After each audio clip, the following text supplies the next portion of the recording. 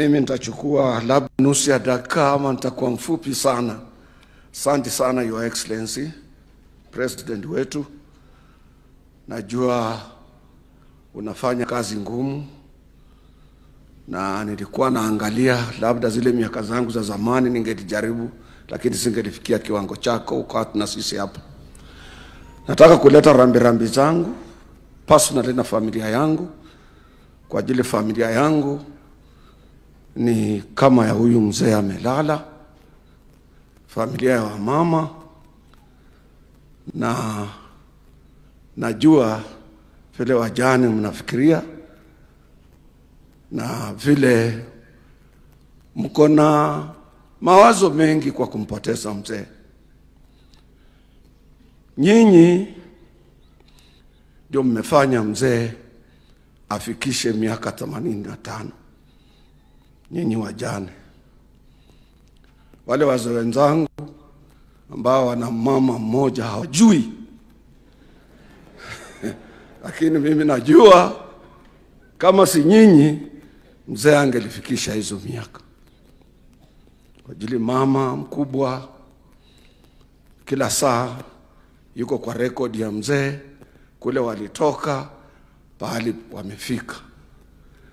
Huyu mama mdogo yeye ndiye alikuwa naye daktari wa mzee usiku.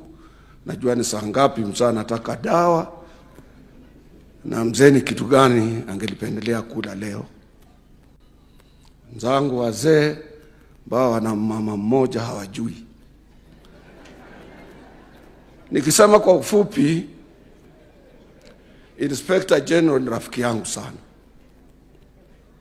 Ndio kwa sababu niko hapa kwa niaba ya wafanyikazi wa Kenya. Kila wakati kuna mgomo, kuna shida, ukimpigia simu anachukua haraka.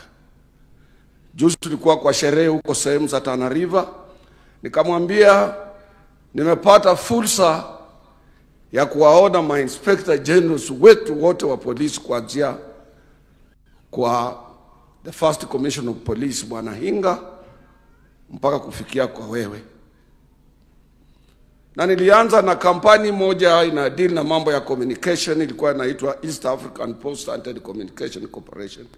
Nilifundishwa kama telephone technician. Kazi yangu ni simu. Ni wakubwa wachache sana ambao saa zote unaweza kuchukua simu mpigie na achukue. Kila wakati anaona kama huyu mtu ananipigia simu atakuniomba ama hatoshei cheo changu na hafai kunipigia. Kubwa wachache sana.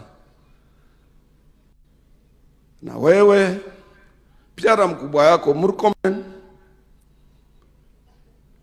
na Head of Public Service, na naweza kumention wachache katika serikali yetu ya sasa ambao hata ukipiga simu saa 6 ya usiku atachukua. Na ndio kazi yetu.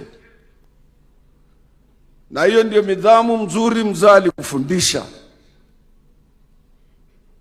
Na pia tusisahau mambo ya mchungaji alisema, mambo ya imani. Ni lazima tushikilie imani, imani kwa serikali yetu, imani kwa kila kitu. Nilipromise nitakuwa kwa ufupi. Nataka kumalizia nikiwaambia hivi kama mzee. Mazishi ama kifo ndio kinaleta watu pamoja. Wale waliokuwa wazima wakati wa marehemu Tom Mboya, Kenya yote ilikuja pamoja. Wakati marehemu JM Kariuki alipokufa, Kenya yote ilikuja pamoja. Wakati tulipoteza wakubwa wetu wote, Kenya yote ilikuja pamoja. Kwa hivyo nataka kuambia kwamba mazishi ndio huleta watu pamoja, familia pamoja. Kenyans, let us remain united. We have an able president, an ability ya kutuserve. Akiangalia nyuma tuone, ndio asidi kuwa na nguvu za kuserve sisi. I thank you. Umesahau kuambia watu uko na bibi ngapi wewe? Huyu ako na more than 2 huyu mzee. lakini rafiki yangu, asante.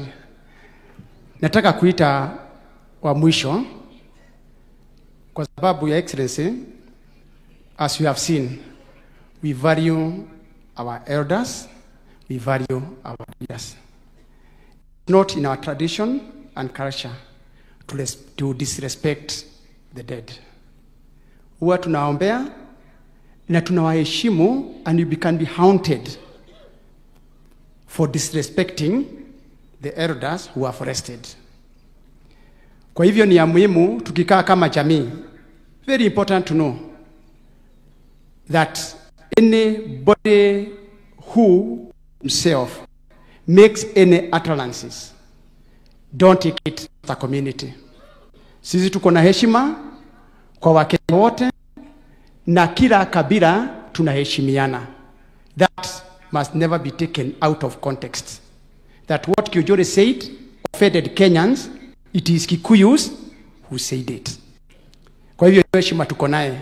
Bwana Atandi, umejionea hiyo heshima kuja hapa, ndio ukirudi nyumbani waambie watu wa kwenu ulikuwa kwa masishi ya mzee ambaye alikuwa mzee kuliko baba Raila Odinga kidogo, na ukaona heshima. Na ukirudi nyumbani waambie hawa watu yote walihusunika. Not only you. You know, we have a different way of expressing ourselves. Sisi kama jamii ya Wakikuyu, wale wako hapa, we are mixed up here, tuko kabila wengi. Lakini wale Wakikuyu wako hapa, I can assure you. Wakati nilifika hapa waliuliza, mzee alipumzika aje? What really happened? Those were the stories everywhere in the market, in the street. God rests mzee Raila Odinga in peace. Kwa hivyo kuja utugusungumuzie na uende na hiyo ushuhuda wetu. Thank you, Mheshimiwa, Your Excellency, the President of the Republic of Kenya, and all the other protocols observed, the clergy that is who is helping us in this service, the family of my friend, my brother, our Inspector General of Police, Douglas, and my fellow leaders and all the mourners. Good afternoon. Bwana sifiwe. My name is Samuel Atandi. I'm the Member of Parliament for Alego Usonga, Siaya County, also the Chairman of the Budget Committee of the National Assembly.